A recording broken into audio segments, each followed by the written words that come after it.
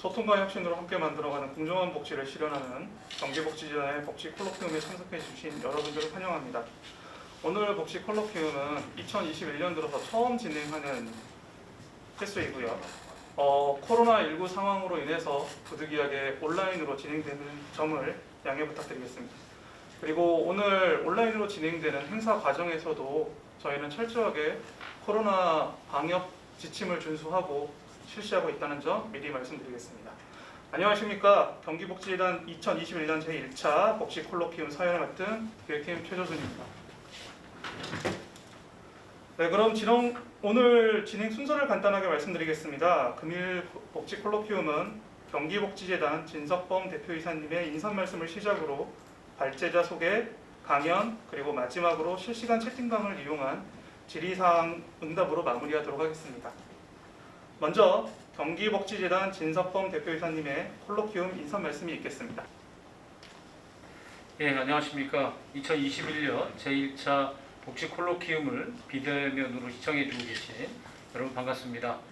경기복지재단 대표이사 진석범입니다. 전례 없는 우리 감염병인 코로나19로 인해서 해가 바뀌어도 여전히 힘든 상황들이 이어지고 있습니다.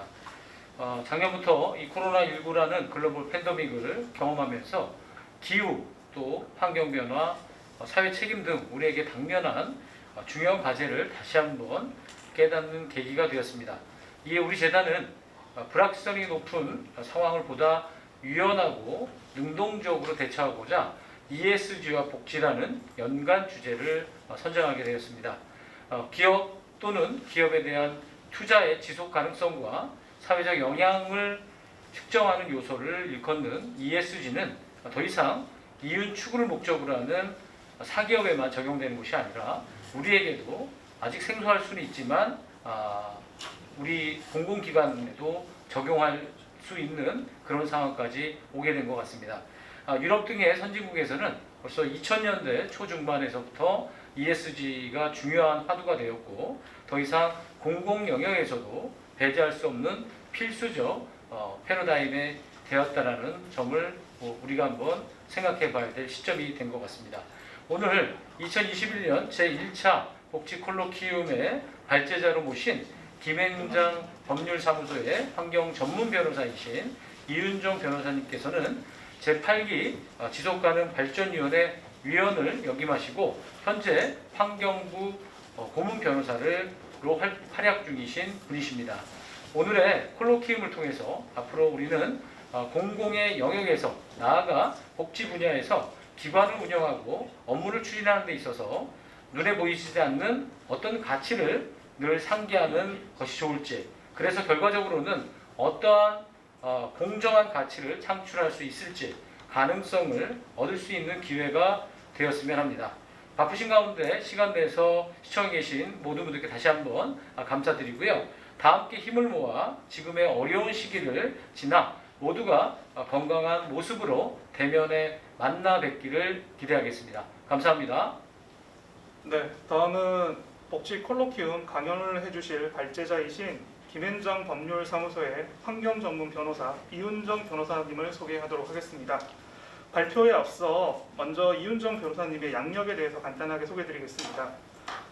진석범 대표님께서 말씀하셨듯이 이윤정 변호사님은 현재 환경부 고문 변호사 역을 수행하고 계시고요. 제8기 지속가능발전위원회 위원을 역임하시는 등 환경 분야 전문가로서 다양한 활동을 하고 계십니다. 그럼 이제 이윤정 변호사님을 모시고 기업 경영의 뉴 노멀, ESG 복지 정책에 대한 시사점이라는 주제로 강연을 듣도록 하겠습니다. 큰 박수 부탁드리겠습니다. 안녕하세요. 소개받은 이윤정 변호사입니다. 반갑습니다.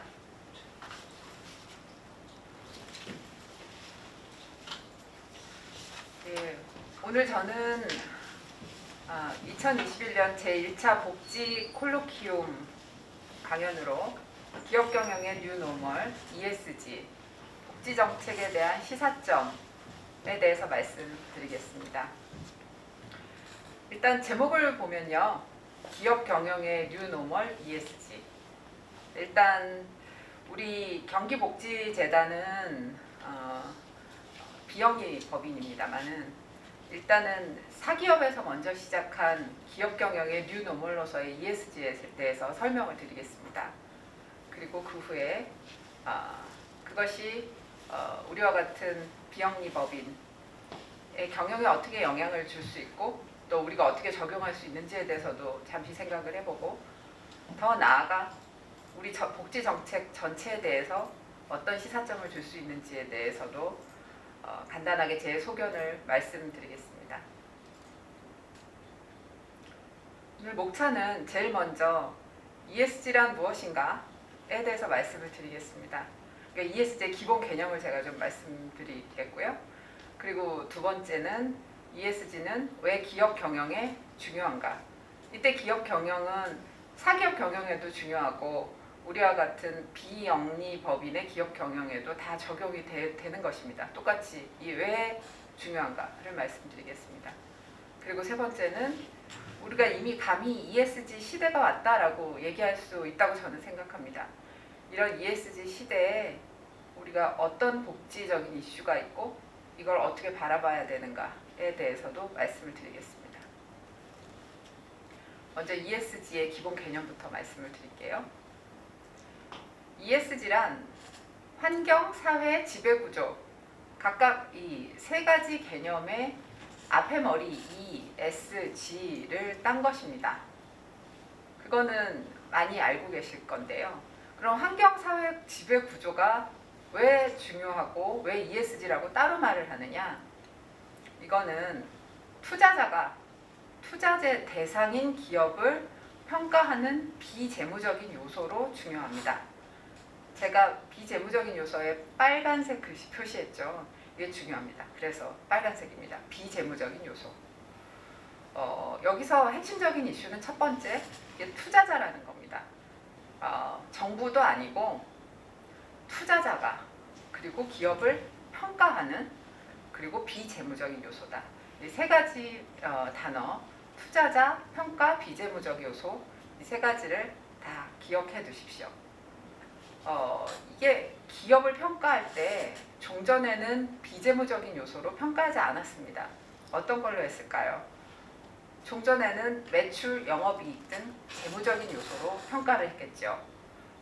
우리가 예를 들어서 국민연금이라고 생각을 할 때 국민연금이라는 큰 투자자가 A라는 기업을 어떻게 평가해서 투자할까 말까를 결정하겠습니까? 이 기업의 재무제표, 매출, 영업이익 이런 걸 보고 과거 3년치, 10년치 매출과 영업이익이 들어있는 재무제표를 보고 앞으로 여기 매출이 점점 증가하겠구나, 영업이익이 점점 증가하겠구나 이렇게 재무적인 요소를 평가해서 이익이 날 것 같으면 거기다가 돈을 넣어서 투자를 하겠죠. 그런데 ESG 시대에는 이렇게 재무적인 요소만을 평가해서 투자하지 않겠다는 것입니다. 환경과 사회, 지배구조라는 비재무적인 요소를 함께 평가해서 투자를 하겠다라는 것입니다. 그러면 환경, 사회, 지배구조라는 거는 돈하고 좀 관계가 없어 보이는데 이런 비재무적인 요소를 왜 함께 평가해서 투자를 할까요? 투자자가 갑자기 착해진 걸까요? 아니면 우리 기업이 갑자기 사회봉사를 하려고 이러는 것일까요? 이게 사실 ESG 개념에서 제일 먼저 우리가 짚고 넘어가야 될 부분이죠. 갑자기 투자자나 기업이 착해져서가 아닙니다. 왜 그러냐면 진짜 이익을 얻기 위해서입니다.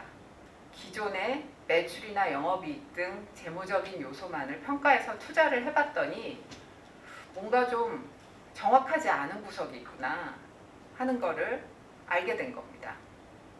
예를 들어서 제가 석탄 발전 예를 하나 들겠습니다. 어떤 투자자가 석탄 발전소에 지금 투자를 할 계획을 갖고 있습니다. 매출, 영업이익에 대해서 향후 30년 동안 굉장히 영업이익도 좋고 매출도 좋다고 합니다. 그럼 지금 2021년이니까 30년이면은 2051년이잖아요. 그래서 이 재무적인 요소만을 보고 투자를 했다고 치지요. 그런데 여기서 환경이라는 이 기후변화라는 거를 고려하지 않았을 때는 투자를 할 수 있겠죠. 그런데 2050년쯤에는 제가 좀 이따 말씀을 드리겠지만은 우리 탄소 중립, 이산화탄소를 지금 줄이고 있으니까 석탄 발전소는 사실은 지금 투자해서는 안 되는 것입니다. 이 석탄 발전을 계속 하다가는 온실가스가 너무 많이 배출이 되니까 어느 순간에 적어도 2030년 이때 한국 정부가, 여기 한국이라고 치면 한국 정부가 석탄 발전소는 이제 문을 닫으십시오 라고 얘기할 수도 있습니다. 그러면 아무리 매출이나 영업이익이 많이 나도 이 석탄 발전소는 중간에 문을 닫고 더 이상 매출이나 영업이익이 날 수가 없겠죠. 그래서 단순히 재무적인 요소만을 봐서는 안 된다라는 것입니다. 이렇게 비재무적인 요소까지 함께 평가해서 투자를 해야 진짜 이익을 볼 수가 있다. 그 이유 때문에 투자자들이 환경사회 지배구조라는 비재무적인 요소를 고려해서 함께 평가해서 투자를 하기 시작했다. 결과적으로는 사실은 돈을 잘 벌려고, 보다 더 안정적으로 더 많이 벌려고, 그거를 잘 예측하기 위해서 ESG라는 요소를 도입했다라고 보시면 되겠습니다. 그리고 ESG에서 한 가지 더 중요한 것은, 여기서 투자자는 제가 국민연금을 예를 들었지만은 우리가 잘 알지 못하는 큰 손들만 투자자가 아닙니다. 주변에서 볼 수 있는 소비자, 직원, 협력업체, 지역사회, NGO, 시민사회 전체 이해관계자라고 우리가 하는 사람들, 이 사람들 전체가 사실은 다 투자자입니다. 그리고 아니면 직접 투자자가 아니라고 하더라도 투자자들은 이런 이해관계자의 의견을 중시합니다. 이게 ESG에서 굉장히 중요한 요소입니다. 이해관계자에 대해서는 뒤에서 다시 한 번 더 설명을 드리겠습니다. 예. ESG의 개념 하나 슬라이드를 제가 더 열었는데요. 조금 더 다른 측면에서 보죠. 환경사회 지배구조, 투자자가 투자 대상 기업을 평가하는 비재무적인 요소라는 것은 옛날에는 어떻게 했을까요? 종전에는 기업에게 온실가스를 많이 내뿜지 마세요. 환경오염을 줄이세요. 기업의 직원들을 인격적으로 대하고 인권을 보장하세요.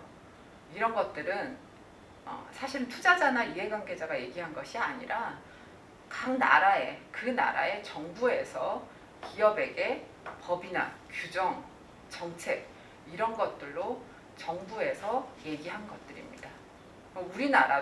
우리나라의 기업들이 지켜야 될 법들이 많잖아요. 환경법도 지켜야 되고 근로기준법도 지켜야 되지 않습니까? 그래서 법원, 검찰, 정부, 지자체가 기업을 상대로 어떤 규제하는 그런 영역이었습니다. 그런데 ESG 시대에는 정부는 약간 한 발 물러납니다. 바로 옆에 그 오른쪽에 보시면 투자자 이해관계자가 기업하고 직접 소통하죠. 온실가스를 줄이세요. 나라에서 얘기하는 것보다 투자자가 얘기하는 게 더 무섭습니다. 그리고 왜 오너가 갑질합니까? 이거 국가에서 얘기하는 거 아니죠? SNS에서 우리가 다 올리잖아요. 이해관계자가 기업하고 소통하는 것입니다. 그래서 제가 레귤레이션, 이게 정부가 기업에게 규제하는 방식은 레귤레이션이라고 했죠. 법, 규정, 규칙이라는 뜻이죠. 투자자가 이해관계자에게 이야기하는 것은 스탠다드입니다. 그러니까 아직 규정으로 강제적인 규정은 아니라는 거죠. 그런데 어떻게 보면 이 스탠다드, 규제는 아니에요. 강압적이진 않습니다. 하지만 규제만큼 사실은 꼭 지켜야 되는 그런 것입니다. 그러면 왜 ESG 시대에는 정부가 아니라 투자자나 이해관계자가 이 환경사회 지배구조가 더 중요하고 어떻게 기업이 이래라 저래라, 기업한테 이래라 저래라 할 수 있을까요? 그 이유는 무엇일까요? 이 환경사회 이 이슈의 특유성 때문에 그렇습니다. 지금 현재 기업들은 어느 한 나라에서만 일하는 게 아니죠. 다국적 기업은 전 세계적으로 일을 합니다. 그래서 전 세계적으로 물건을 팔고요. 생산 공장도 전 세계에 갖고 있죠. 그럼 그 나라들은 다 규제가 다를 거 아닙니까? 예를 들어서 우리나라의 환경 규제하고 아프리카나 동남아에 있는 저개발 국가의 환경 규제하고는 많이 다를 것입니다. 우리보다 훨씬 더 덜 엄격한 환경 규제를 가지고 있겠죠. 그리고 실제 규제가 우리하고 비슷하다고 하더라도 그 규제를 실제 집행하는 수준은 훨씬 더 낮을 것입니다. 그렇다면 다국적 기업들은 뭐 특별히 나쁜 의도를 가지고 있지 않아도 규제가 덜 엄격한 곳에 가서 비즈니스를 하겠죠. 그래야 자기들이 좀 더 환경이라든가 사회 이런 이슈에 들이는 비용이 줄어들 수 있으니까요. 그런데 이 환경과 같은 전 지구적인 이슈에서 어디는 환경 규제가 엄격하고 어디는 환경 규제가 느슨하고 해서 생기는 피해는 다 우리 전 지구적인 사람들이 고스란히 입습니다. 그래서 이 환경 이슈 그리고 인권 이슈도 마찬가지인데 이런 이슈는 전 세계적으로 같이 글로벌한 스탠다드가 마련돼야 된다는 거죠. 그래서 어떤 한 정부가 이걸 규제로 하는 것이 의미가 없어지는 거죠. 왜냐하면 난 법을 다 지켰다라고 얘기해도 환경 오염을 시키고 또 기후 변화를 위해서 어떤 노력도 하지 않는 그런 기업들은 얼마든지 있을 수 있거든요. 그래서 사실은 그런 기업들에게는 투자자가 투자 안 하겠다라고 이야기하는 것이 더 무섭고 이해관계자가 SNS에서 이 기업에 대한 평판을 하나 써서 사람들의 평판을 좌지우지하는 것 이런 것이 더 무섭습니다. 그래서 ESG 시대에는 규제보다는 일종의 소프트로라고 우리가 얘기하는데 투자자가 얘기하는 스탠다드가 더 무섭고 그리고 어떤 한 나라의 규제가 중요한 것이 아니라 글로벌한 스탠다드가 더 중요한 것입니다. 이와 같이 제가 ESG 개념을 상세하게 설명을 드렸는데 이것은 ESG의 발전 영역하고도 관계가 있습니다. 여기에서는 단 한 가지 맨 앞에 있는 지속 가능성에 대해서만 말씀을 드리겠습니다. ESG의 발전 영역은 지금 UN에서부터 시작이 돼서 책임 투자 이런 쪽으로 계속 발전해 왔다는 게 슬라이드 내용인데요. 사실 ESG의 개념은 1987년도에 UN 환경계획에서 얘기한 지속 가능성 개념에 그 뿌리를 두고 있다고 저는 생각합니다. 지속 가능성이라는 거는 뒤에도 제가 조금 더 상세하게 말씀을 드리겠는데 지속 가능 발전, 그러니까 발전입니다. 그러니까 기업이 이익을 내야 되지 않겠어요? 아까도 투자자가 이익을 더 내려고 ESG 개념을 중요하게 생각한다고 말씀을 드렸죠. 발전하는 것입니다. 그런데 그 발전을 무조건 하는 게 아니라 미래 세대의 발전 가능성까지 다 차단해 가면서 하는 게 아니라 현재 세대가 미래 세대의 발전 가능성을 차단하지 않는 상태에서 계속적으로 지속할 수 있게 환경과 인권 이슈에 관심을 가지면서 발전하는 것 이게 지속 가능 발전입니다. ESG의 개념이 여기서부터 시작됐다고 할 수 있습니다. ESG의 주요 테마는 아까 제가 말씀드렸던 것처럼 환경, 사회, 지배 구조인데 각각의 각각의 요소에서 주요한 테마들이 있습니다. 이 테마는 지금 말씀하시는 분들마다 조금씩 다를 것입니다. 저는 제가 생각하기에 환경에서의 가장 중요한 테마가 지금 슬라이드에서 보시듯이 기후변화 혹은 기후위기, 탄소중립, 그리고 환경오염, 생물다양성, 산림파괴라고 생각하고요. 소셜에서는 인권, 산업안전보건, 그리고 다양성, 형평성, 포용성이라고 생각합니다. 먼저 이 6가지에 대해서 간단히 말씀드리겠습니다. 기후위기는 아시죠? 지금 온난화, 온실가스 때문에 지금 우리가 폭염에 시달리고 있지 않습니까? 벌써. 그래서 탄소를 배출하는 순배출량을 0으로 해야 된다라는 탄소중립 이슈가 나오는 거고요. 그리고 바로 밑에 환경오염이라는 거는 전통적인 환경 이슈입니다. 공장에서 폐수가 나오고 오염물질이 나오고 자동차에서 매연이 나오고 이런 것 때문에 우리가 고통받는 것, 미세먼지 때문에 고통받는 것 이런 게 환경오염 이슈입니다. 세 번째 생물 다양성은 무분별한 개발, 산림 파괴로 거기에 살아가는 생물들이 멸종을 해서 그 종 다양성을 잃어가는 것을 얘기합니다. 기후 위기나 환경 오염 때문에도 생물 다양성이 파괴될 수 있습니다. 소셜에서의 그 인권 이슈는 우리가 일반적으로 얘기하는 인권 이슈입니다. 주로 근로자 인권 이슈를 얘기하고요. 산업안전보건도 근로자의 그 산업재해를 어떻게 방지하는가 하는 이슈를 얘기하고요. 그 다음에 바로 밑에 다양성, 형평성, 포용성이라는 거는 주로 기업이 인재를 채용할 때 다양해야 되고, 그러니까 남성과 여성 그리고 국적도 다양해야 되고 인종적으로도 다양해야 되고, 형평성이라는 건 각각의 그 다양한 사람들을 채용할 때 형평성 있게 채용해야 되고, 포용성은 다양한 문화를 가진 그 문화 자체에 포용해야 된다는 것입니다. 우리나라는 아직까지는 이 이슈가 그렇게 많이 피부에 와닿지는 않지만 앞으로는 점점 더 그러겠죠. 우리 이주 노동자들도 많아지고 그리고 외국인들도 앞으로 점점 더 많아질 테니까요. 이런 환경과 사회에서의 이슈들은 세 번째 가버넌스라고 제가 쓴 지배구조 이쪽하고 밀접하게 연결이 되어 있습니다. 가버넌스에서 제일 중요한 거는 세 번째에 있는 이사회의 독립성 이슈입니다.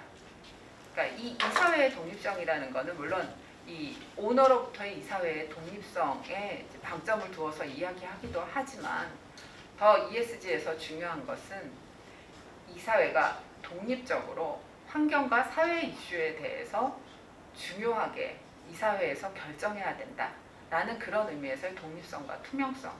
그래서 즉 환경 사회 이슈를 경영에서 굉장히 중요한 테마로 삼고 독립되게 얘기해야 된다라는 그런 것이 중요한 ESG에서 이사회 독립성에서의 중요한 이슈가 되겠습니다.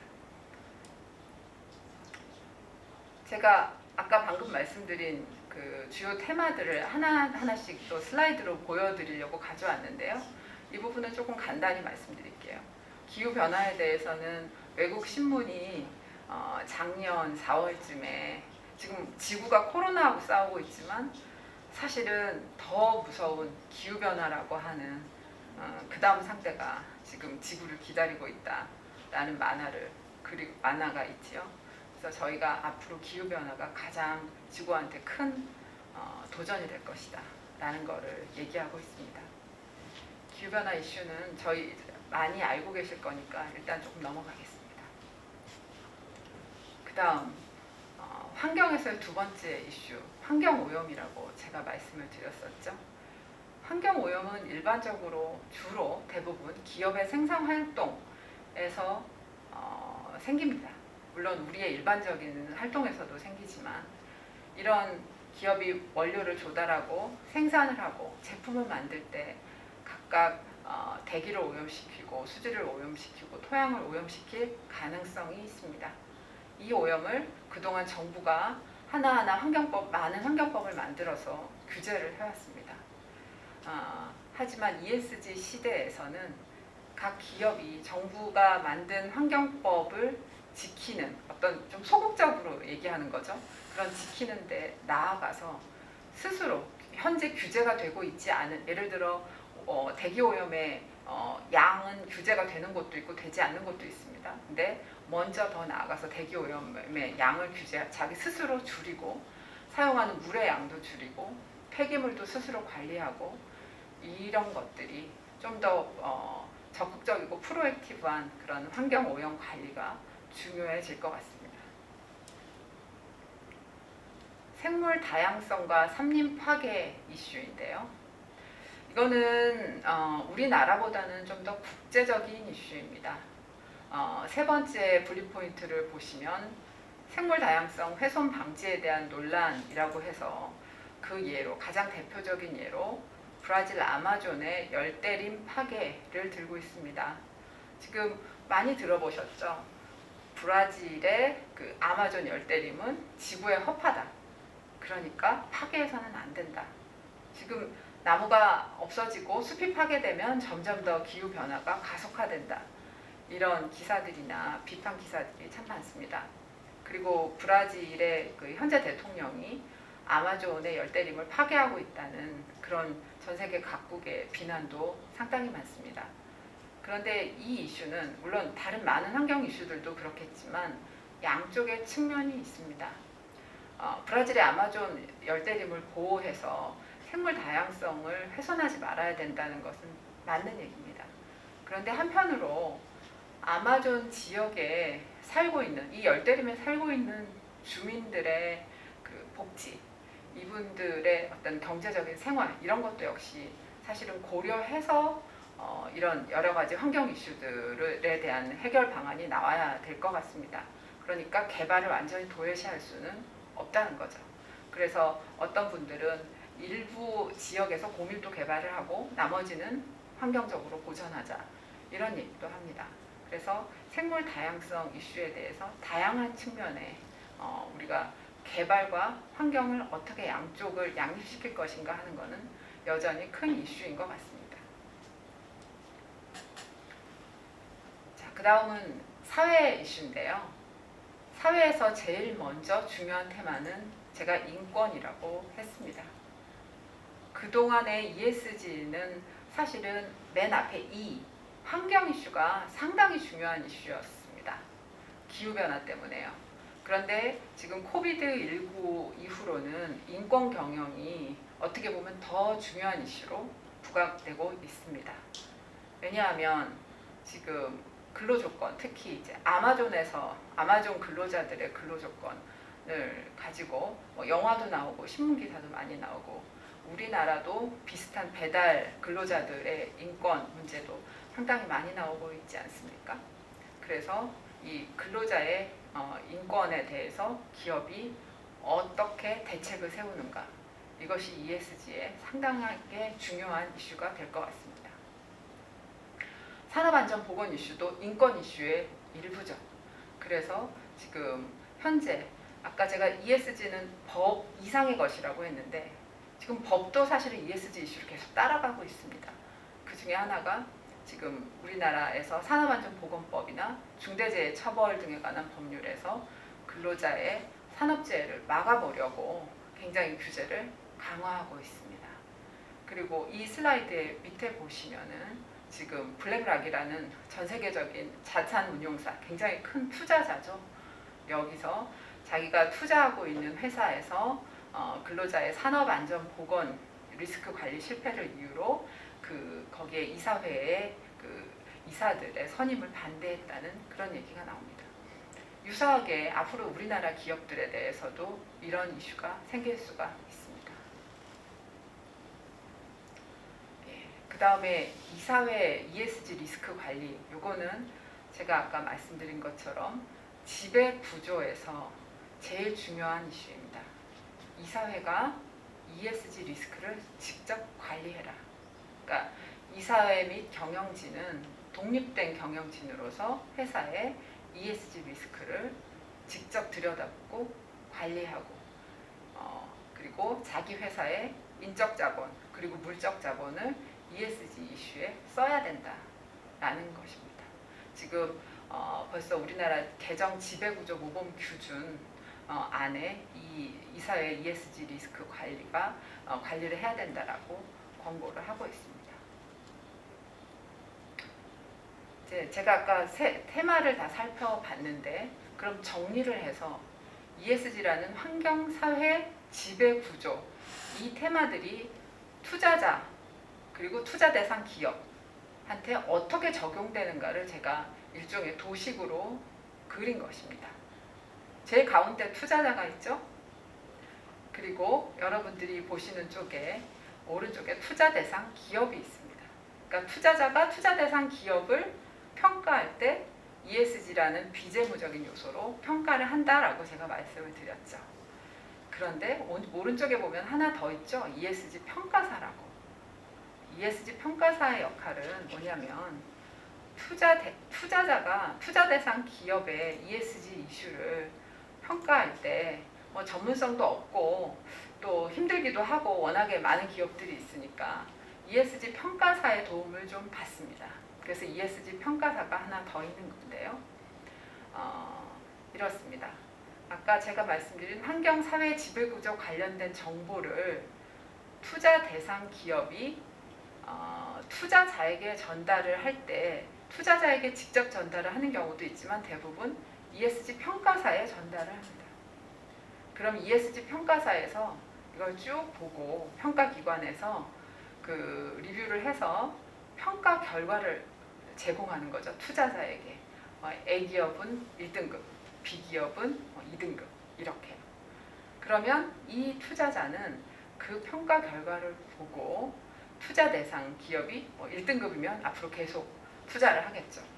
2등급이면 이거 좀 약간 좀 개선해야겠는데 편지를 보냅니다. 이러한 문제가 있다고 하니 개선을 하시오.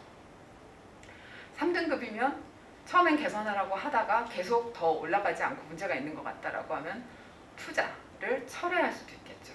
그러면 투자 대상 기업은 돈이 없어지게 되는 거니까 투자금이 철회되면 좀 굉장히 괴로운 일이 생기겠죠.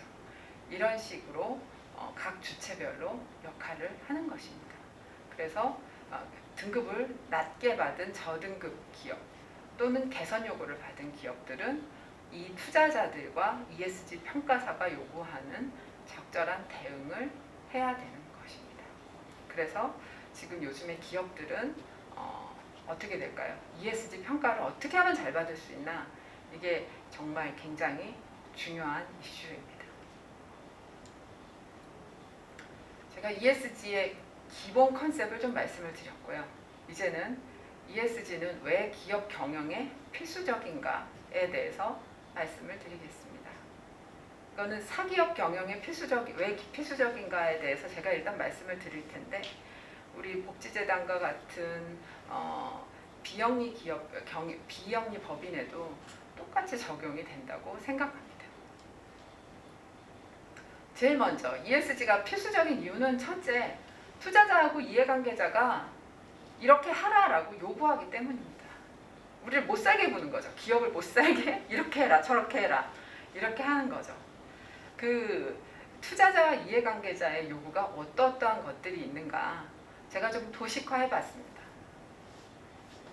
좌측 상단에 보면은 상시 커뮤니케이션이라고 있죠. 편지를 보내는 겁니다. 세계에서 제일 큰 자산 운용사로 유명한 블랙록에서는 그 회장인 레리 핑크가 매년 투자 대상 기업들에게 편지를 보냅니다. 올해 2021년 레리 핑크의 레터에서 가장 중요한 이슈는 넷제로, 탄소 중립을 넷제로라고도 합니다. 투자 대상 기업들에게 2050년까지 탄소 중립으로 어떻게 전환할 건지 계획을 마련하고 그 계획에 대해서 공개를 하시오라고 편지에 쓰여 있습니다. 이걸 받았으면 고민을 하겠죠. 투자 대상 기업은 탄소 중립 우리도 해야 되는구나. 앞으로 어떻게 해야 되지? 이렇게 편지로 주고받는 거. 이게 상시 커뮤니케이션입니다. 그 다음에 그 우측 상단에 있는 것은 주주 제한 또는 의결권 행사라고 되어 있는데요. 투자자들이 결국에는 주주 아니겠습니까? 그러니까 주주총회에 가가지고 의결권 행사를 합니다. 그리고 주주로서 비록 대주주는 아니라고 하더라도 적은 규모의 소수주주도 주주 제한을 할 수 있는 나라들이 꽤 있기 때문에 자기들이 탄소 중립이라든가 온실가스라든가 인권이라든가 이런 것들을 어떤 주주총회 아젠다로 올리는 일을 합니다.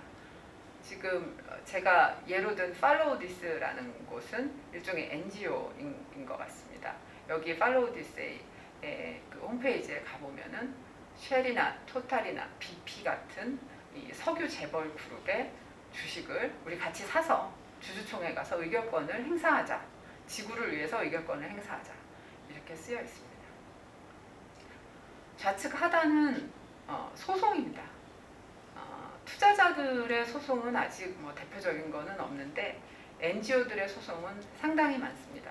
그 중에 유명한 것들이 네덜란드 환경단체들이 얼마 전에 쉘의 온실가스를 2030년까지 45% 감축하시고 그리고 2050년까지 넷제로를 하시오, 탄소 중립을 하시오라고 요구해서 1심에서 승소를 한 예가 있습니다. 그러니까 우리나라 기업도 이해관계자나 NGO들에게 이런 소송을 당할 수도 있는 거죠. 우측 하단에 있는 거는 이제 가장 극단적인 예로 투자 철회가 있습니다. 연금 기금들이 석탄을 투자한 회사라든가 인권이나 부패 이슈가 있는 회사들을 투자 철회를 하는 경우가 계속 늘어나고 있습니다.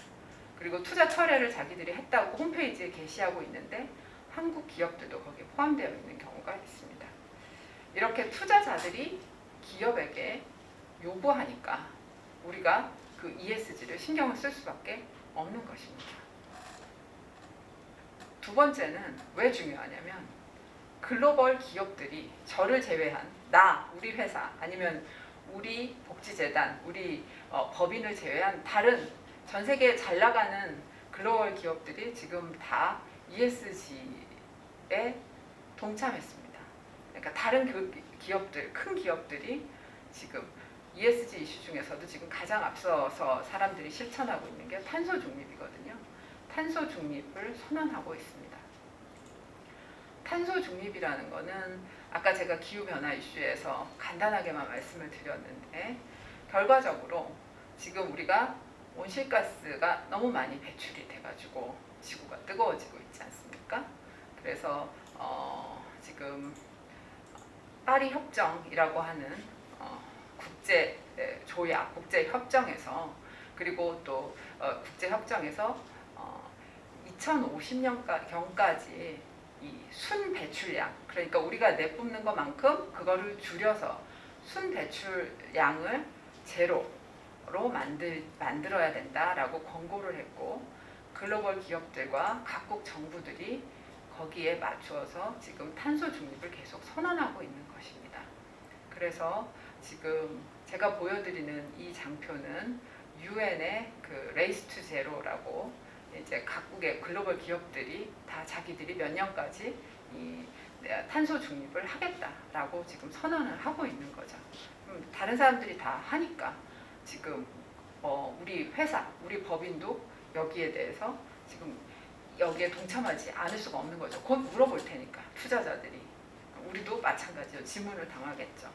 우리 복지재단은 탄소 중립에 대해서 어떤 계획이 있습니까?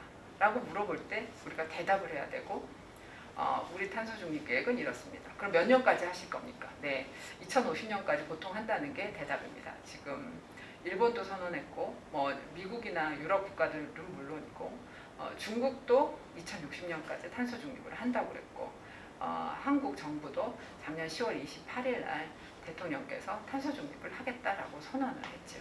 그래서 이 글로벌한 역사적인 대열에 동참해야 되는 것입니다. 예, 이거는 지금 아까는 환경 이슈였고 이거는 사회 이슈인데요. 인권과 관련된 아까 인권 경영 얘기를 했었죠. 이해관계자에 대해서 지금 ESG의 개념을 지금 미국의 큰 회사 CEO들이 얘기하고 있습니다. 지금 비즈니스 라운드 테이블이라는 곳은 미국의 정경련 같은 곳입니다. 그러니까 이 창립자 그리고 CEO들이 모인 곳이죠. 굉장히 큰 기업에. 여기서 뭐라고 했냐면 회사는 더 이상 주주에게만 책임을 지지 않고 이해관계자, 즉 소비자, 근로자, 하청업자, 지역사회, 그리고 주주, 이게 모든 이해관계자들이거든요. 이 모든 이해관계자들의 이익을 위해서 운영되어야 한다라고 선언하였습니다. 이거는 사실은 굉장히 미국 자본주의의 입장에서 엄청나게 혁명적인 선언입니다. 우리나라나 유럽은 사실은 주주 책임주의라고 하는 게 그렇게 아주 세지는 않았습니다. 여태까지 전통적으로. 하지만 미국은 기업을 경영할 때 주주에게 책임을 지는 게 굉장히 중요했고 주주 이외의 다른 소비자나 근로자나 지역사회들에게 어떤 기업이 책임진다라는 개념이 그렇게 강하지는 않았었습니다. 그런데 ESG 시대에 지금 직접 투자자인 주주 말고도 다른 사람들, 소비자나 근로자나 하청업자나 지역사회가 중요하다고 얘기하는 거죠. 지금 여기서 그렇게 얘기하는 사람들 얼굴이 나오는데 맨 왼쪽에 있는 사람이 아마존의 제프 베조스고 가운데 있는 사람이 제너럴 모터스의 메리 바라고 그 다음에 세 번째에 있는 사람이 블랙록의 레리 핑클입니다. 그러니까 전 세계적인 기업 자본을 움직이는 이런 영향력 있는 사람들이 이해관계자 자본주의를 인정하기 시작한 겁니다. 그렇기 때문에 제가 제일 앞서서 얘기했던 투자자, ESG 시대의 투자자는 단순한 주주가 아니라 모든 이해관계자들하고 사실은 거의 비슷하게 봐야 된다라고 얘기하는 것이 여기서도 다시 한번 증명이 됩니다. 사실은 이것이 다른 게 아니라 주주에게 책임을 지려면 이해관계자들의 목소리에 귀를 기울여야 된다라는 말일 수도 있다고 저는 생각합니다. 세 번째, 기업의 경영에 ESG가 중요한 세 번째 이슈는 이 ESG의 각 분야에서 다 법제화가 되고 있다는 것입니다. 법제화라는 건 처음에 제가 말씀드렸죠. ESG는 법은 아니라고, 규제는 아니라고, 그냥 스탠다드라고. 그런데 원래 규제였던 것이 이제 좀 더 높은 글로벌 스탠다드가 됐었는데 이 높은 글로벌 스탠다드를 각국의 정부가 다시 법제화를 시작한 겁니다. 스탠다드와 법은 좀 다릅니다. 그러니까 스탠다드일 때는 1% 우리 주주가 투자 철회를 했어도 내가 다른 나머지로 하면 되지. 그러니까 좀 경제적으로는 타격을 입어도 무슨 큰 페널티가 있지는 않다 이렇게 생각할 수 있는데 이게 이 스탠다드가 다시 법이 된다면 사실 이슈가 더 심각해지는 것입니다. 그래서 이 각국 정부가 ESG의 스탠다드를 법제화로 하니까 이 기업 경영에서 ESG라는 게 더 중요해지는 것입니다. 지금 ESG 듀딜리전스라는 것을 EU에서 법제화를 추진하고 있다라는 스탠다드를 보고 슬라이드를 보고 계신데요. 기업은 자기 스스로 아니면 자기 스스로뿐만 아니라 자신과 협력 관계를 맺고 있는 다른 기업, 자기 투자 대상인 자회사, 그리고 하청업체, 협력업체들에 대해서 듀딜리전스를 할 수 있는 체계를 구축해야 된다라는 얘기입니다. 그건 무슨 말이냐? 남이 뭐라고 해서가 아니라 내가 스스로 환경 이슈, 사회 이슈 이런 것들을 다 스스로 점검해야 된다는 거죠. 스스로가 스스로를 오디트를 해서 법을 위반하는 것은 없는지 아니면 법 이상의 다른 ESG 스탠다드를 위반한 것은 없는지 이거를 스스로 점검해야 된다라는 것입니다. 여기서 자기만 해도 힘들 텐데 자회사도 해야 되고 그리고 협력업체들도 해야 됩니다. 그래서 애플이라는 회사가 2030년까지 탄소 중립을 선언하면서 자기의 협력업체 71개 회사도 다 이 탄소 중립 선언에 동참하였다라고 홈페이지에 게시했습니다. 왜 그랬겠습니까? 애플은 아이폰을 스스로 만들지 않죠. 자기 협력업체들이 다 만듭니다. 그러면 협력업체들이 탄소 중립을 해야 자기 제품이 탄소 중립을 하는 거니까요. 그렇기 때문에 ESG 시대에는 어느 기업 하나 자기 자신만 법 잘 지키고 환경 보호 잘하고 인권 경영하고 해서 되는 게 아니라 협력업체, 자회사들도 다 그렇게 해야 됩니다. 그래서 ESG 실사도 지금 전체적인 공급망에 대해서 다 해야 된다라고 EU에서 지금 법제화를 하고 있는 것입니다. 이 법제화를 하면 어떤 차이가 있냐면 이 실사를 안 하면 페널티가 있겠죠. 벌을 받겠죠. 불이익도 받을 것이고. 그리고 현재 이 법제화를 하지 않아도 이미 전 세계적인 글로벌 기업들은 자기의 협력 업체들에게 ESG 듀딜리전스를 현재 시작을 하고 있습니다. 지금 같은 위반 효과를 보고 계신데요. 제가 말씀드렸듯이 ESG 듀딜리전스를 안 하면 민사적 손해배상 책임도 질 수 있고 그리고 각 나라에서 이건 법제화라는 거는 각 나라별로 또 하는 거니까 벌금이나 제재를 부과할 수도 있겠다라고 하는 걸 보고 계십니다. EU가 하면은 우리나라도 사실은 곧 할 가능성도 있습니다. 우리나라의 환경 규제는 EU에서 하는 것보다 한 5년에서 7, 8년 후에 거의 다 유사하게 도입이 됐었거든요. 그래서 우리나라도 할 수 있습니다. 이렇게 해서 ESG가 기업 경영에 중요한 이유는 첫째로 투자자가 요구하기 때문에, 둘째는 다른 글로벌 기업들이 다 해서 나도 공급망에서 제외되지 않으려면, 아니면 글로벌 경제 시스템에서 제외되지 않으려면 나도 해야 되고, 세 번째는 단순히 스탠다드에 그치는 게 아니라 이것이 각 나라에 와서 다시 법제화가 되고 있기 때문에 이렇게 세 가지로 정리할 수 있을 것 같습니다. 그러면 사기업들이 이렇게 환경 사회 이슈에 신경을 쓰고 이것들이 필수적인 요소가 된다면 우리 복지재단과 같은 비영리 법인들은 더욱더 그렇게 될 가능성이 있습니다. 그럼 우리도 우리의 투자자가 누군지 한번 생각해 보시고, 근데 그 투자자는 단순히 우리에게 돈을 투자하는 그런 데만이 아니라 우리의 전체적인 이해관계자가 누군지, 그 이해관계자가 우리에게 뭘 요구하고 있는지 그걸 다시 한번 생각해 봐야 될 것 같고, 그리고 우리의 이해관계자가 요구하는 것을 우리가 어떻게 할 수 있는가, 그 요구라는 건 환경과 사회적인 이슈 그 두 가지에 대해서 그 요구가 뭔지 다 한번 정리해 볼 필요는 있을 것 같습니다.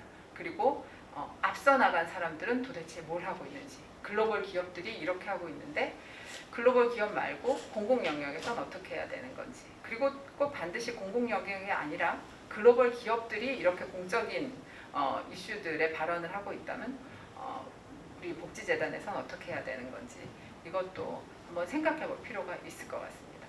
그리고 마지막으로 이사회에서, 우리 복지재단도 아마 이사회가 있으실 텐데 이사회 경영진에서 직접 이 이슈들을 개별적으로 다 봐야 된다는 것, 그것도 상당히 중요한 점일 것 같습니다. 세 번째는 ESG 시대에 복지란 도대체 무엇인가? 이건 간단하게 한번 생각해보는 시간을 갖도록 하겠습니다. 저는 복지 전문가는 아닙니다만 이 ESG 시대의 복지는 기존의 복지에 대한 패러다임하고 많이 다르지 않을까 하는 생각은 많이 하게 됩니다. 첫 번째는 이거는 이제 공공기관이나 복지재단하고는 관계가 없을 것 같기도 한데, 저는 ESG를 얘기하면서 기업과 ESG의 환경, 인권의 관계에 대해서 인식을 좀 다시 한번 정립해야 되지 않을까 하는 생각을 먼저 했습니다. 첫 번째는 우리가 기업, 특히 사기업의 경우에 환경 인권하고 어떤 돈 버는 기업과 환경 인권 이슈는 서로 충돌한다라고 사실은 생각을 많이 해왔을 것입니다. 실제 그런 생각을 뒷받침할 수 있는 일들도 많고요. 그런데 기업은 이렇게 환경 오염이나 인권 침해 논란의 주된 원인 제공자였습니다. 그럴 수도 있고요, 앞으로. 그런데 동시에 그러면 환경 오염하고 기후 변화 이슈, 인권 이런 이슈가 기업 없이 정부의 힘만으로 아니면 국제적으로 유엔의 힘만으로 되느냐? 그렇지 않습니다. 기업이 환경 개선과 그리고 탄소 중립과 인권을 위해서 가장 큰 역할을 할 수 있다. 그리고 하여야 된다라는 것이 사실은 ESG의 일종의 그 출발이라고 저는 생각을 합니다. 그리고 두 번째, 왜 기업이 여기서 가장 큰 역할을 할 수 있을까요? 기업은 착한 일을 해야 된다라고 해서 착하게 움직이는 곳은 아닙니다. 기업은 이윤 추구를 위해서 만들어진 곳이니까요. 물론 공익법인이나 비영리법인은 약간 다릅니다만 영리기업은 사실 이윤을 추구해야 되는 것이죠. 그런데 ESG가 이번에 기존의 사회공헌이나 다른 이슈하고 조금 다른 게, ESG는 기본적으로 재무적인 기업이 이익을 내야 된다라는 원칙에서 출발했다는 것입니다. ESG에서 재무적인 요소와 비재무적인 요소를 함께 고려하는 이유는 비재무적인 것이 가장 재무적인 것이기 때문입니다. 말장난 같지만 사실은 그렇습니다. 지금 석탄 발전소에 투자하는 것은 그것도 재무적인 어떤 장밋빛만 보고 투자하는 것은 가장 재무적으로 어리석은 일입니다. 왜냐하면 석탄 발전은 곧 문을 닫아야 되니까요. 이렇게 환경하고 인권, 사회적인 이슈를 고려해서 비재무적인 요소를 함께 고려해야만 진짜 가장 이윤이 나는 투자를 할 수 있다. 재무적으로 가장 현명한 투자를 할 수 있다. 이것이 ESG의 출발이거든요. 그거는 저는 어떻게 보면 비영리 법인에서도 비영리 법인의 목적, 여기에서 이게 이 목적에 가장 알맞은 ESG 이슈가 무엇일까를 같이 생각을 해볼 수 있을 것 같습니다. 그러니까 사기업의 경우에는 가장 이윤이 나는 그런 비재무적인 행동 방식이 무엇인가? 장기적으로 말이죠. 그것이 지금 중요하다. 그래서 비재무적인 것은 재무적으로 중요하기 때문이다. 그러니까 결과적으로 기업이 이윤을 추구하는 그 목적과 환경, 인권을 중요하게 생각하는 것과는 서로 다른 것이 아니라는 거죠. 그래서 제가 세 번째로 거의 결론하고 비슷하게 환경과 인권은 경제 개발이나 기업의 번영과 서로 충돌하는 것이 아니다. 서로 조화를 이루어서 지속 가능하게 발전해야 되는 것이 ESG의 기본 컨셉이다 라고 말씀을 드릴 수 있겠습니다. 이것이 지금 제가 지속 가능 발전의 도해도를 갖고 왔는데요. 이게 중학교 사회 교과서에 있더라고요. 앞에서 보여드린 1987년도 브루트란트 리포트에서 얘기한 지속가능성, 지속가능 발전을 유종의 도해한 것입니다. 환경과 사회 이슈는 경제적인 발전하고 다 똑같이 같이 가야 된다는 것입니다. 그래야 우리가 미래 세대의 필요 충족을 저해하지 않으면서 우리가 현재 발전을 하는 것입니다. 우리가 환경 얘기만 하고 인권 얘기만 하다가 경제 발전을 등한시하면 우리 미래 세대의 경제 발전도 없습니다. 그런데 경제 발전만 하면서 환경과 사회 문제를 등한시하면 역시 우리 미래 세대의 미래도 없기 때문에 우린 이 세 가지를 다 조화롭게 추구해야 된다라는 것입니다. 그러면 이런 제 말씀들이 복지 정책에 어떻게 적용될 수 있을까요? 이거는 제가 좀 부끄럽지만 복지 전문가가 아니라서 굉장히 좀 단편적이고 단순할 것입니다. 하지만 일단 간단하게 말씀을 드려보겠습니다. 첫 번째 제가 말씀드린 게 지금 기후위기로 인한 노인이나 빈곤층에 대한 대책 마련이라고 말씀드렸는데 이게 이 기후변화 이슈에서 굉장히 큰 이슈라고 저는 생각합니다. 저희가 환경에서 기후변화, 기후위기 하면 어떻게 하면 온실가스를 감축할 건가 하는 것만 얘기합니다. 환경주의자들은 감축하자 얘기만 해요. 그런데 감축하자는 얘기만 했을 때 굉장히 중요한 한 부분이 소외됩니다. 우리가 완전히 온실가스를 감축해서 지구를 파라다이스로 다시 만들 수는 없습니다. 어느 정도 감축은 해야 되지만 사실은 어느 정도는 거기에 적응도 해야 되거든요. 우리가 지금 이미 30도가 옛날엔 30도면 덥다고 했는데 30도에 덥다고 생각하면 안 되잖아요. 왜냐하면 40도도 올라갈 거니까. 그러니까 적응이죠. 근데 이 적응하는데 어려움을 겪는 사람들이 있습니다. 아프신 분들, 가난해서 냉방 장치가 없으신 분들, 노인분들 이런 분들에 대한 적응 이슈가 있습니다. 여기가 이게 사실은 기후 위기 대응에서 복지 분야에서 가장 신경을 쓰셔야 될 분야라고 생각합니다.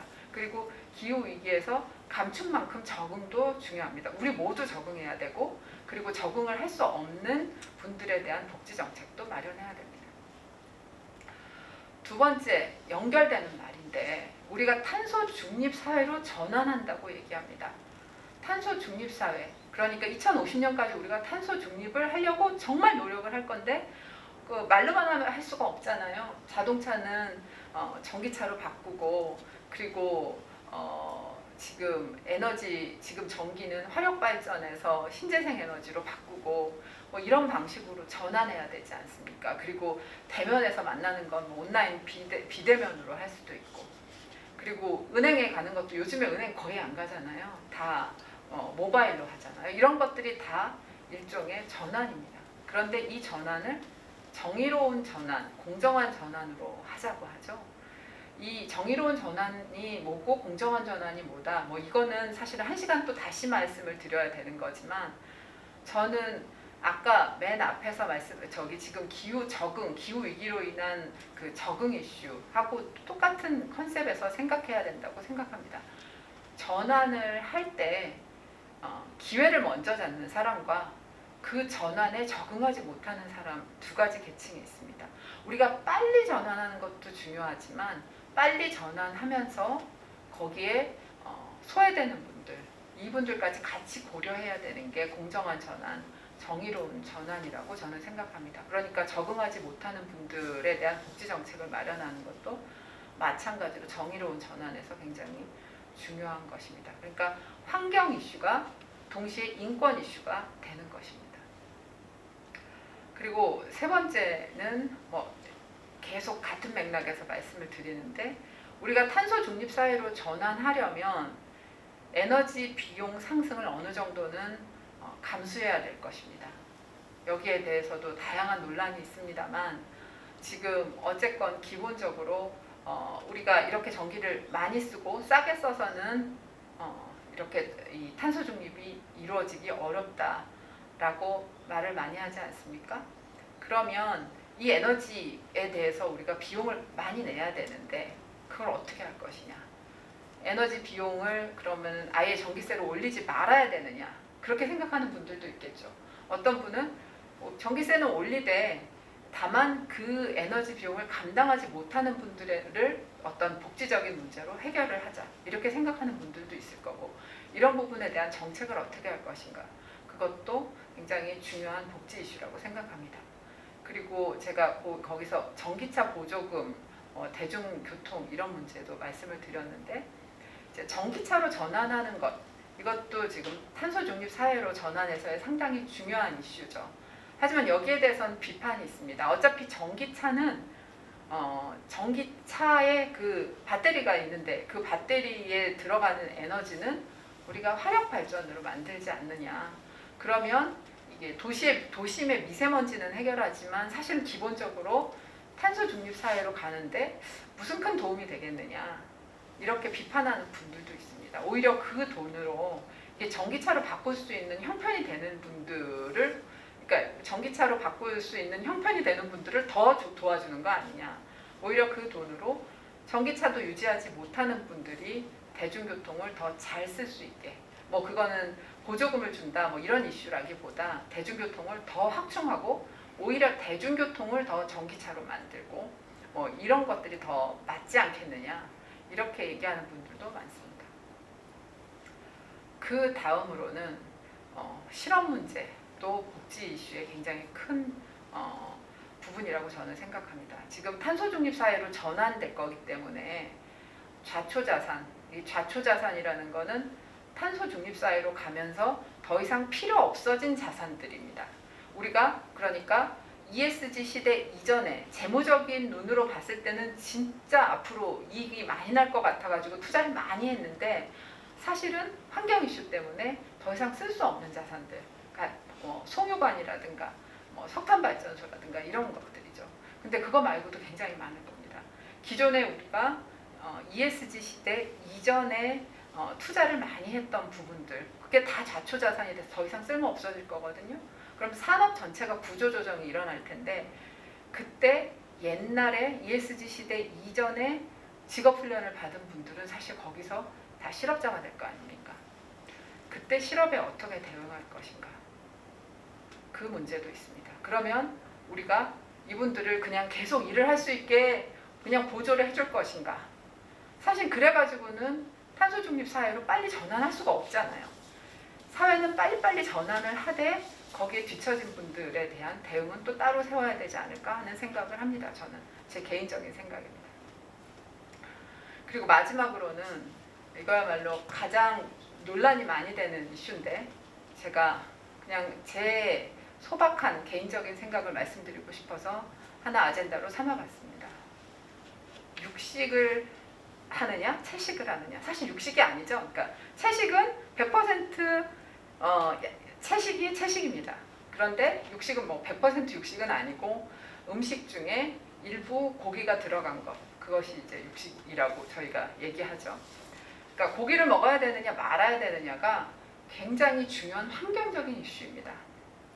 왜냐하면 이 소를 아니면 돼지를 방목하는 것, 방목하기 위해서는 아마존 밀림들을 이렇게 이 숲을 다 잘라내야 되거든요. 그래서 초지를 만들어야 되거든요. 그래서 이게 지금 가축을 기르는 것, 사람이 먹는 고기를 생산하기 위해서 가축을 기르는 것, 그리고 그 가축을 기르면서 나오는 뭐 메탄가스 뭐 이런 것들이 상당한 온실가스의 원인입니다. 그래서 고기를 더 줄여야 된다라고 얘기하는 분들도 많고, 그리고 지금 뭐 일부 학교에서도 채식의 날 이런 걸 정해서 채식을 하자 뭐 이런 얘기도 많은 걸로 제가 알고 있습니다.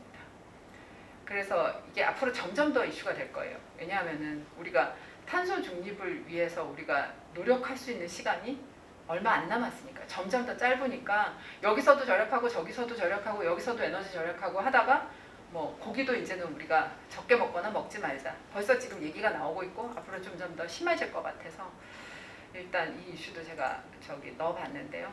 저는 결론적으로 말씀드리면 제 개인적으로는 저는 채식에 반대합니다. 왜냐하면 제가 여기 밑에 썼듯이, 그러니까 미국, 유럽하고 한국이 사실은 차이가 있죠. 우리나라는 미국, 유럽만큼 고기를 많이 먹지는 않습니다. 여전히. 그리고 성인과 어린이의 차이가 있습니다. 우리 같은 성인은 고기를 조금 더 줄일 수도 있지만 자라나는 어린이한테 채식을 시켜야 되는지 말아야 되는지, 특히 학교에서 오늘은 고기 안 주고 채식을 먹습니다. 고기를 먹으면 이렇게 환경을 파괴합니다. 채식이 이렇게 아름답습니다. 이렇게 교육하는 것이 아이들에게 그런 죄책감을 심어주는 게 사실은 맞는지, 저는 그거는 그렇게 옳지 않다고 생각합니다. 그리고 또 하나는 빈곤층 어린이가 아직도 많은데 우리나라에서 급식을 하는 이유도 사실 아이들에게 아이들의 생활 환경이나 경제적인 수준 이런 것하고 전혀 관계없이 모든 아이들이 잘 먹고 기본적인 영양소를 잘 섭취할 수 있도록 급식을 하는 거 아니겠습니까? 그런데 어떤 아이한테는 그 학교에서 먹는 그 급식 한 끼가 하루의 유일한 한 끼일 수도 있습니다. 컵라면으로 때우는 아이들도 많을 텐데, 그런데 그 한 끼에서 아이가 먹는 이 식단 전체가 다 고기로 채워진 것도 아니고 아이가 먹는 닭고기 한 점, 이걸 하루 먹지 못하게 하는 것이 저는 사실은 굉장히 옳지 않다고 생각합니다. 그 아이에게 그거를 뺏지 않고도 우리가 대중교통을 탈 수도 있고 뭐 전기차를 탈 수도 있고 더 많은 에너지 비용을 낼 수도 있고 더 다양하게 지구를 지키고 온난화를 늦추기 위해서 할 수 있는 일은 상당히 많습니다. 그래서 종합해서 말씀을 드리면 노인이나 빈곤층이나 아니면 아이들을 이 빨리 변화하는 ESG 사회에서 오히려 소외되지 않게 보호하고 이분들을 위해서 우리가 더욱더 발전을, 그러니까 친환경적이고 친인권적인 그런 발전을 하는 것, 그것이 ESG 시대의 올바른 복제 정책이라고 생각합니다. 예, 이렇게 해서 제가 오늘 ESG가 무엇이고 ESG가 기업 경영에 왜 중요하고, 그리고 이런 ESG 시대에 복지 이슈는 어떠한 것들이 있는지에 대해서 제 소견을 말씀을 드렸습니다. 시청해 주셔서 감사합니다. 네, 지금까지 ESG라고 하는 생소한 개념을 알기 쉽고 여러 가지 사례를 들어서 설명해 주신 이윤정 변호사님께 다시 한번 큰 박수와 감사의 말씀을 드립니다. 너무 이 ESG에 대한 개념에 대해서 너무 몰입도가 높은 강의를 해주셔가지고 이 실시간으로 좀 질의응답을 기대했었는데 아마 너무 강의를 잘 해주셔가지고 실시간 질문을 많이 작성하지 못하신 것 같습니다. 그래서 저희가 질문을 좀 작성할 수 있는 시간을 드리기 위해서 사전에 ESG와 관련한 복지 콜로키움을 진행한다고 했을 때 저희 내부 그리고 외부에서 이 ESG와 관련된 몇 가지 사전 질문을 해주신 분들이 계셔서 그 질문에 대해서 먼저 여쭤보도록 하겠습니다. 첫 번째는 정부 공공기관에서 ESG 도입과 관련해서 현재 어떤 방향성 내지는 트렌드가 있는지 좀 알고 계신 분야에 대해서 설명을 해주실 수 있는지, 그리고 공공 분야에서 ESG 도입을 위해서 직원들 내지는 내부 구성원들에게 어떤 부분이 좀 선결적으로 이루어져야 되는지에 대한 부분, 그리고 마지막으로는 최근 기업도 그렇고 공공기관도 그렇고 직장 내 괴롭힘이라든가 갑질과 관련된 문제가 많이 조직 관리 측면 아니면 조직 내부 리스크 관리 측면에서 많이 이제 회자가 되고 있습니다. 그래서 이러한 직장 내 갑질과 같은 부분도 ESG를 통해서 관리가 이루어질 부분이 아닌가 싶습니다. 그리고 말씀하신 것처럼 특히나 이제 사회적인 가치와 관련된 부분에 있어서 내부 구성원에 대한 인권 부분을 많이 말씀해 주셨는데요. 혹시 이러한 부분도 ESG를 통해서 관리가 가능한지, 그리고 그런 관리가 가능한 툴이라든가 지표가 있는지에 대해서 조금 먼저 질문을 드리도록 하겠습니다. 예, 지금 제가 그동안 이제 기업 대리하고 자문하면서 공공기관의 예는 아직 자문을 해드린 예는 없습니다. 그래서 우리 경기복지재단에서 지금 이런 ESG 강연 마련하고 또 이런 이슈를 제기하시는 게 사실은 처음이고요. 저로서는 처음입니다. 그래서 상당히 의미가 있는 자리이고요. 그리고 아까 제가 강연할 때도 말씀드렸지만 사실은 사기업과 공공기관, 비영리 법인의 경우에 저는 큰 차이는 없다고 생각합니다. 뭐 유일하게 차이가 있다면 사기업은 매출을 증대하고 이익을 늘리는 게 기본적인 목적이고, 비영리 법인이나 공공기관은 조례나 규정이나 법령이나 정관에서 정한 특수한 목적이 있을 것입니다. 그 목적을 이루는 것이 이제 중요하고, 이 두 가지 목적은 다를 건데 어차피 이 공공기관의 목적을 이루기 위해서도 ESG는 상당히 중요하기 때문에 똑같은 툴로 저는 적용할 수 있다고 생각합니다. 근데 아직 공공기관에 맞는 어떤 지표, 어떤 평가 툴 이런 것들은 제가 들어보지는 못했습니다. 제 사견을 말씀드리면 공공기관에서 지금 직원분들의 인권, 여기서 제일 중요한 게 지금 다뤄지는 게 요즘에 지금 사회 이슈나에서 사기업도 마찬가지지만은 중에 고충 처리 메커니즘, 이게 가장 중요합니다. 지금 고충 처리 메커니즘이라는 거는 자신이 차별을 당했거나 어떤 문제가 있을 때, 인권 문제가 있을 때 어떤 루트로 내가 이 고충을 해결할 수 있는가, 이거를 매뉴얼을 만들어 놓는 것입니다. 그리고 그 매뉴얼대로 행동했을 때, 좀 뭐 예를 들어서 바로 위에 상사에게 이거를 했을 때 이 문제가 해결되지 않았을 때, 그럼 그게 그 다음부터 중요하죠. 사실은 매뉴얼 보통 대부분 다 있어요. 그런데 요즘에 지금 언론에 나오는 경우도 매뉴얼대로 행동해서 보고를 했는데 그 다음에 자기 고충이 해결되지 않는 것 아닙니까? 그럴 때 고충 처리 메커니즘을 어떻게 하는 것이냐. 제가 아는 글로벌 기업들 중에는 그 경우에는 핫라인을 만드는 경우도 있습니다. 그거는 이제 사실은 그런 다양한 예를 스터디해 보시고 만드시는 게 좋을 것 같은데, 그 핫라인이라는 게 우리의 상상을 좀 초월하는 핫라인입니다. 그러니까 우리 복지재단의 경우에 예를 들어서 대표이사님한테 핫라인을 준다라는 것도 상당히 좋은 건데, 이 글로벌 기업들의 경우에는 어떤 하나의 그 기업이 아니라 여러 협력업체가 있고 자회사가 있는데 그 자회사의 제일 꼭대기에 있는 글로벌 본사하고 핫라인을 구축하도록 하는 그런 예도 있습니다.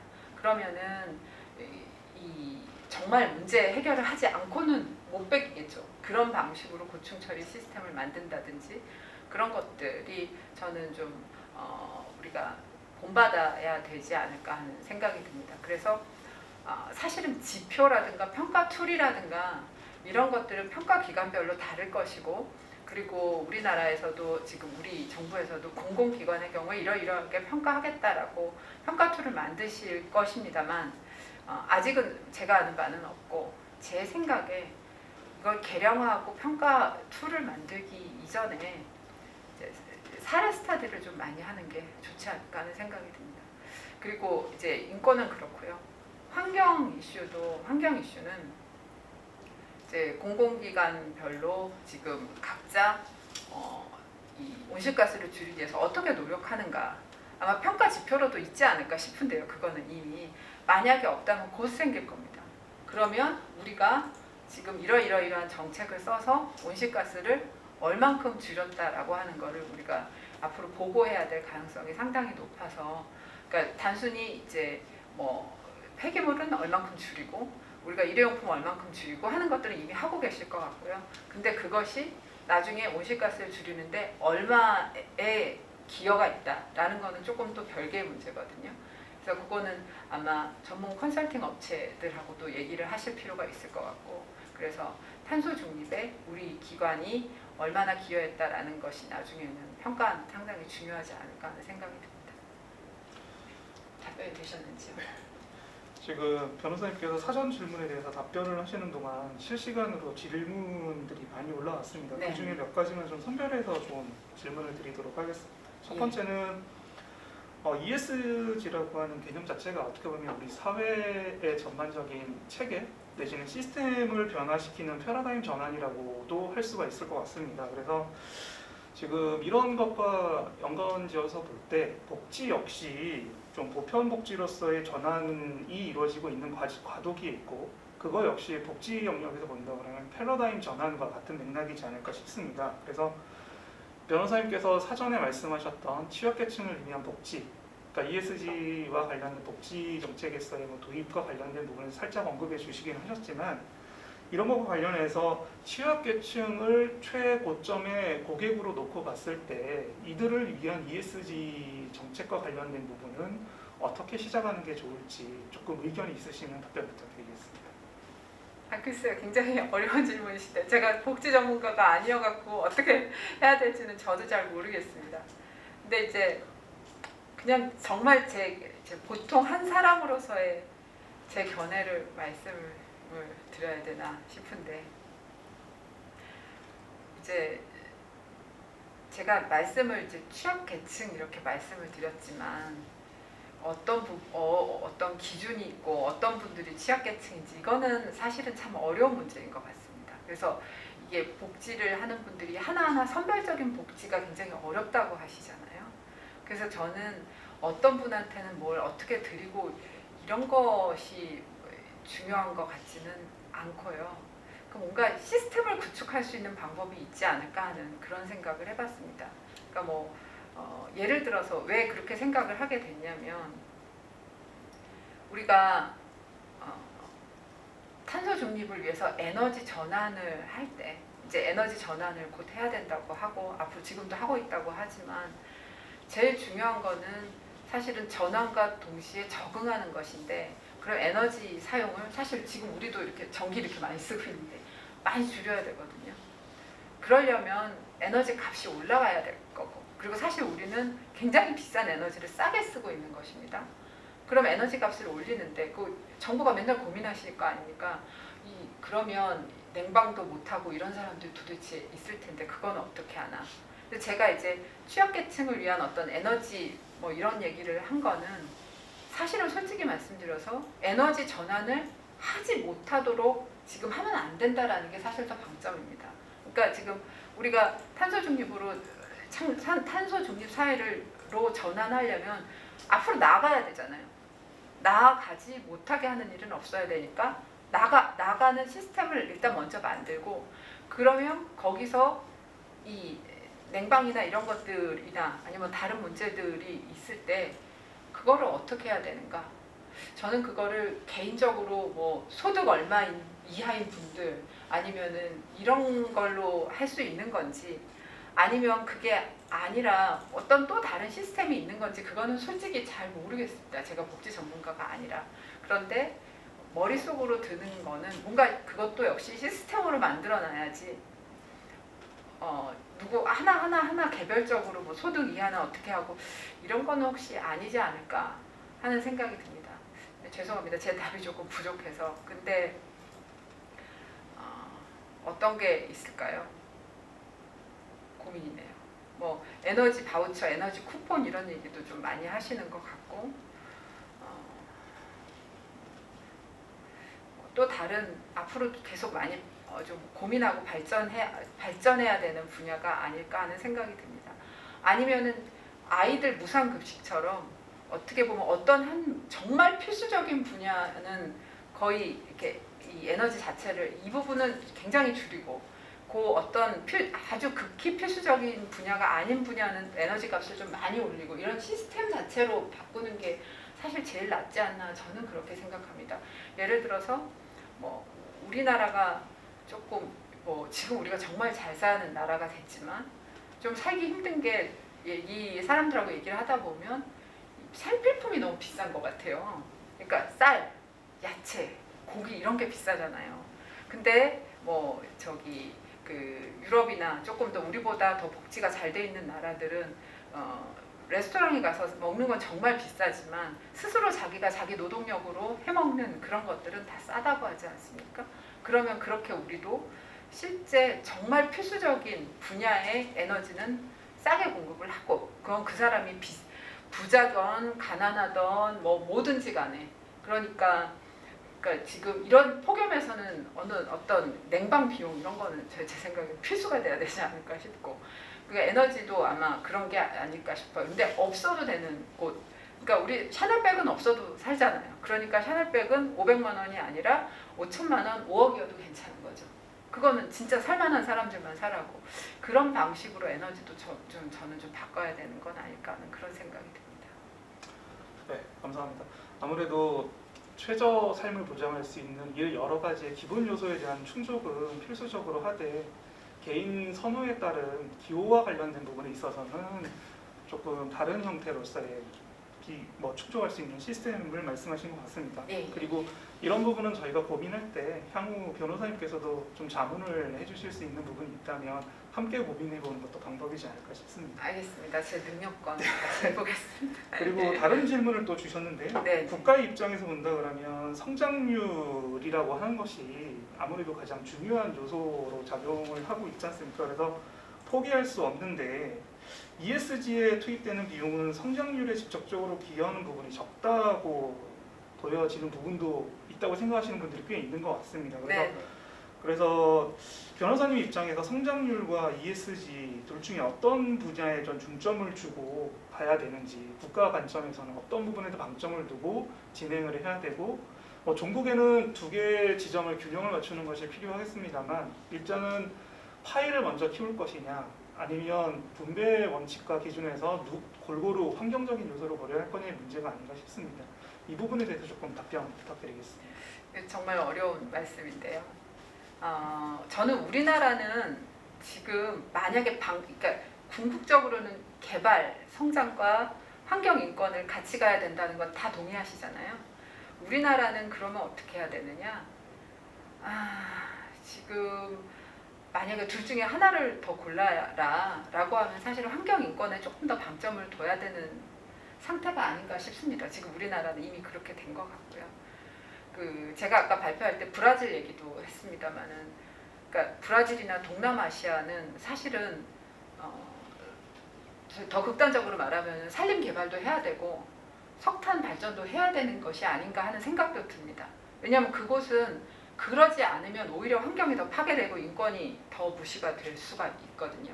그래서 그 둘 중에 뭘 골라야 되는지에 대한 일종의 기준을 정한다면 우리가 둘 중에 뭘 하나 선택했을 때 인권이나 환경이 더 파괴되느냐 마느냐.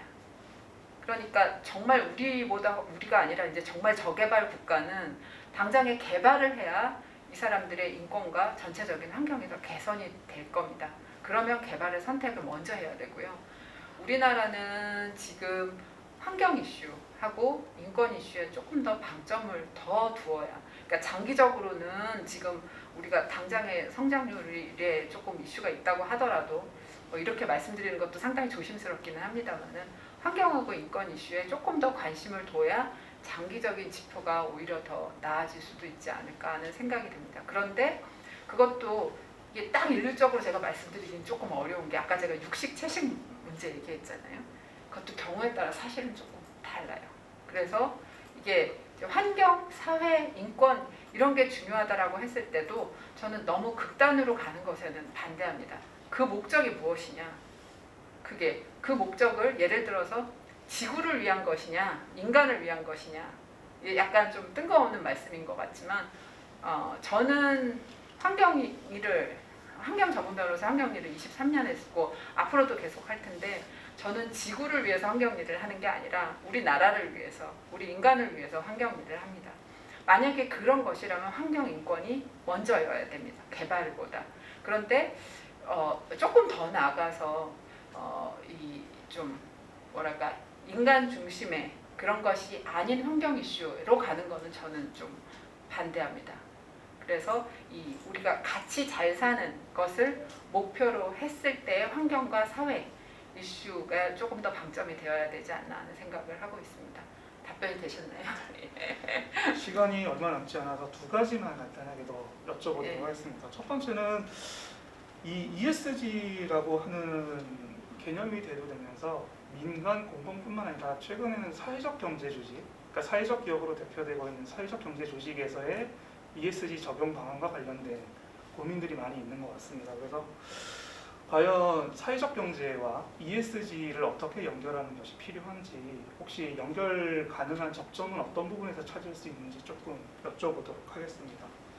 그리고 질문을 마저 드리게 되면 결국은 ESG라고 하는 것은 투자자의 관점에서 본다고 하면 결국은 이 평가사의 역할이 상당히 중요할 부분일 것 같습니다. 얼마나 객관적인 결과값을 도출해 주느냐, 그리고 이해관계로부터 얼마나 독립성을 확보할 수 있는지와 관련된 부분이 중요하게 작용될 수 있을 것 같습니다. 그래서 이런 ESG 평가기관에 대한 독립성 아니면 객관적인 평가 체계를 갖출 수 있는 방법은 어떤 것들이 있는지 조금 답변 부탁드리겠습니다. 질문이 그럼 두 가지? 네, 두 가지입니다. 신 거죠? 네. 예. 제가 두 번째 질문 듣느라고 첫 번째 질문을 첫 번째는 잊어버렸어요. 사회적 다시 경제 한번 조직과 말씀해주세요. ESG의 관계를 어떻게 설정해야 되는지.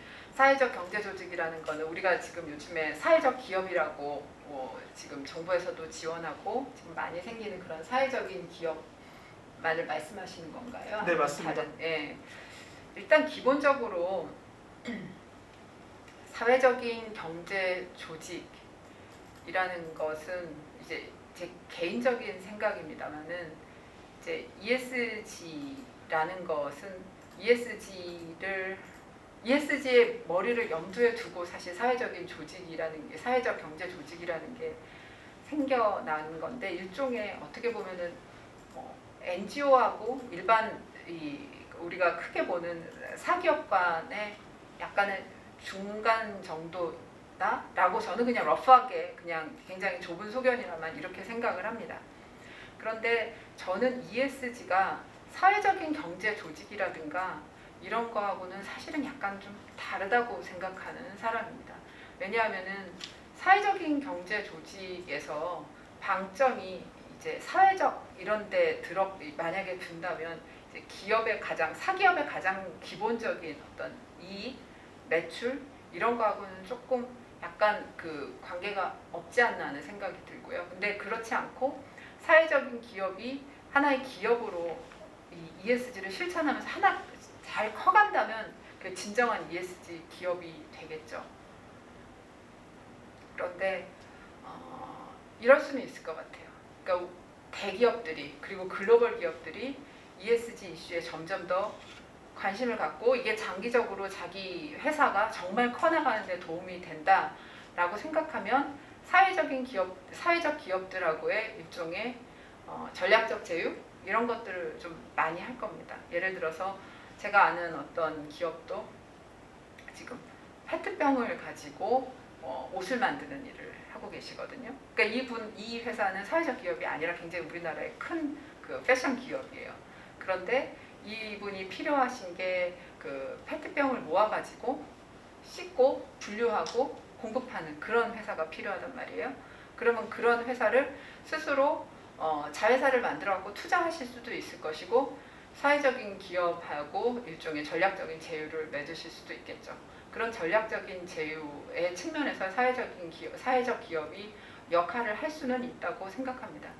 그런데 장기적으로 봤을 때 저는 이 사회적인 기업, 그러니까 사회적 기업이라는 그 컨셉 자체를 제가 그렇게까지 찬성하고 있지 않기 때문에 이게 뭐 장기적으로 ESG에서 어떤 큰 역할을 할 수 있을지는 제가 잘은 모르겠습니다. 네. 그리고 두 번째 이슈는 평가기관의 객관성.